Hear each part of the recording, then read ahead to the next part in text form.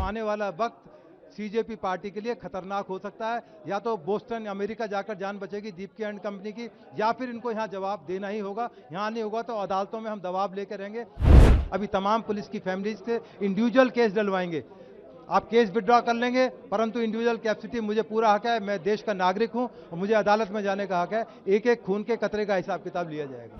Individual capacity में हमें अधिकार है, जो पहले धारा 156 BNSS में इसका प्रोविजन है। हम लोग जा सकते हैं अपनी प्रेयर लेकर, उसमें इनके खिलाफ मुकदमा प्राइवेटली हम लोग दर्ज करा सकते हैं, बल्कि इनसे क्षति ले सकते हैं, इनसे हम क्लेम ले सकते हैं, कंपनसेशन ले सकते हैं कि मुझे इंजरी हुई जिस वजह से मैं 6 महीने ड्यूटी पर नहीं जा पाया, मुझे 1 करोड़ रुपए का जुर्माना इनसे लेकर दिया जाए जिन्होंने इस पर दस्तखत किए हैं। देखिए, प्रेस रिलीज में हमने कोशिश की है कि तमाम चीज़ों को उजागर किया जाए, परंतु ये चूंकि एक बहुत ही डेलिकेट मैटर है, जो पेपर मेरे पास है, इसमें अंडरटेकिंग है, इसका टॉपिक ही है undertaking by the organiser for Jantar Mantar. जब भी कोई डेमोन्स्ट्रेशन करने के लिए जंतर मंतर, रामलीला ग्राउंड या बुराड़ी पर जाता है तो उसको अंडरटेकिंग देनी होती है, परंतु ये अंडरटेकिंग ये दिल्ली पुलिस की अंडरटेकिंग नहीं है, ये सुप्रीम कोर्ट ऑफ इंडिया की डायरेक्शन है, जो कि writ petition criminal writ petition 1153/2017 की एक गाइडलाइंस थी। उसके आधार पर दिल्ली पुलिस ने एक SOP बनाई 48/2022। उसमें तमाम चीज़ें ऑर्गेनाइजर को सिग्नेचर करके देनी होती हैं कि मैं इन सब चीज़ों को एडहेयर करूंगा, इन चीज़ों को मानूंगा और कानून को मानना पड़ेगा। इसमें जो इंपॉर्टेंट पॉइंट है, चूंकि 22 पॉइंट है, मैं आपको इंपॉर्टेंट पॉइंट बता देता हूं।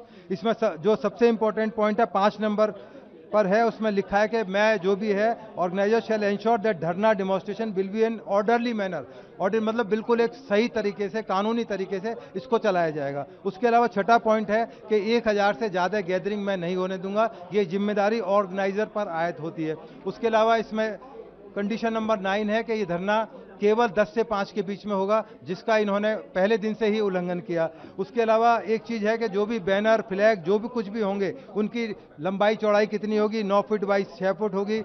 और flag banner sticks purely for display, केवल आप दिखाने के लिए इस्तेमाल कर सकते हैं, जैसा दिल्ली पुलिस महासंघ को दिखाने के लिए किया है, पर आप उसका मिसयूज नहीं कर सकते। कोई उसमें ऐसी बात नहीं लिख सकते जो किसी की भावनाओं को हर्ट करती हो, किसी को गलत साबित करती हो, किसी विदेश के बारे में बात नहीं लिख सकते, इस तरह की चीजें हैं। उसके अलावा इसमें एक और सबसे इंपॉर्टेंट पॉइंट है, I and other organisers shall ensure, सभी ऑर्गेनाइजर्स पर है, चाहे वो दीप के थे चाहे जितने उनके सहयोगी थे, shall ensure that no participant shall make provocative speeches, provocative speech नहीं करेंगे, और यूज लैंग्वेज कैलकुलेटेड और likely to inflame passion of crowd और इनसाइड देम। कोई भी ऐसी बात नहीं बोल सकते कि क्राउड को भड़काया जाए। जिस तरह से उन्होंने काल दी संसद चलो, उस टाइम मानसून सेशन था 20 तारीख का, और उन्होंने इसको भड़काऊ माना जाए कि उन्होंने लोगों को भड़काया, जिस वजह से उन्होंने फर्स्ट, सेकंड, थर्ड बैरिकेड तोड़कर संसद से मात्र 200 गज की दूरी पर उनको तमाम बल का प्रयोग करके पुलिस को रोकना पड़ा, जिसमें पुलिस को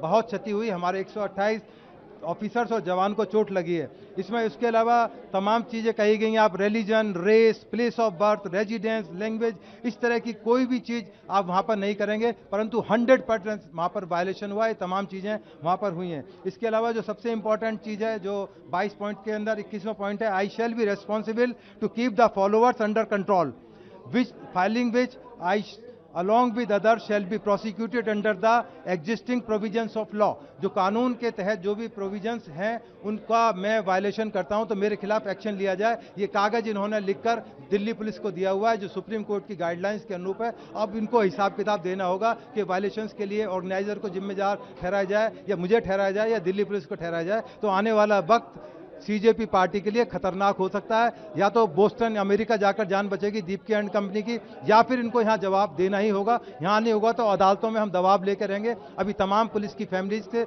इंडिविजुअल केस डलवाएंगे।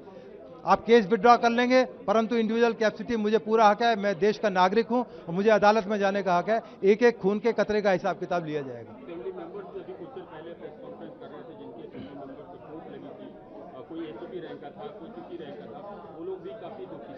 बिल्कुल दुखी होने वाली बात ही है।